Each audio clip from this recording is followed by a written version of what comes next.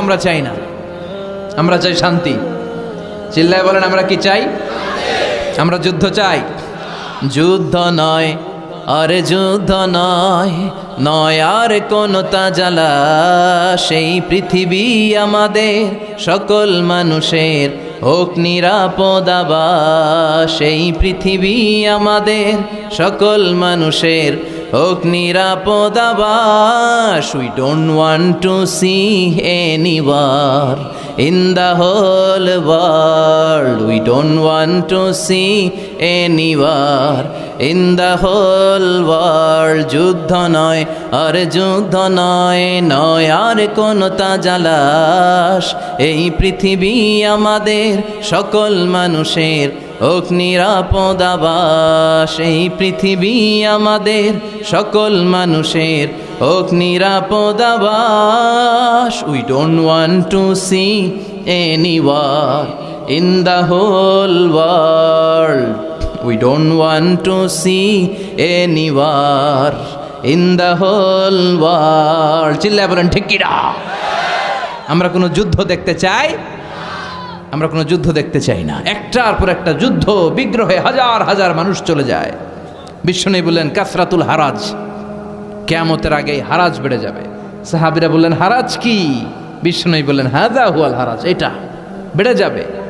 বিশ্বনবী বললেন যিনি মারছে, বুলেট মারছে, তিনি নিজেও জানে না কেন মারছে, উপরের নির্দেশ।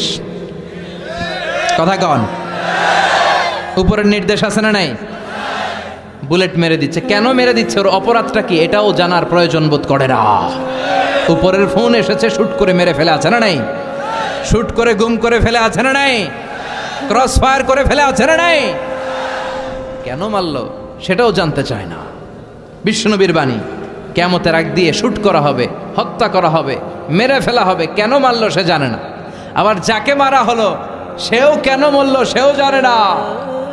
রাস্তা দিয়ে হেঁটে যাচ্ছে, ধরে নিয়ে গুম, ধরে নিয়ে খুন, ছুরি মেরে দুনিয়া থেকে বিদায়, এরকম ঘটনা এদেশে আছে না নাই?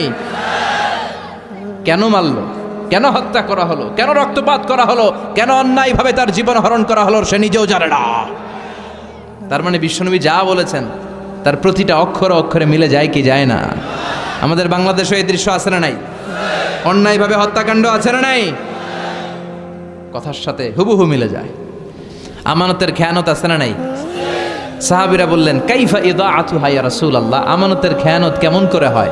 বিশ্বনবী বললেন ইদা উসিদাল আমরু ইলা গায়রি আহলিহি ফান্তাযিরিস সাআ, যাকে যেই চেয়ারে বসানো হবে সে যদি ওই চেয়ারে বসার যোগ্য না হয়, আর যদি তারে ওই চেয়ারে বসিয়ে দেয়া হয়, তখনই কিয়ামত হয়ে যাবে।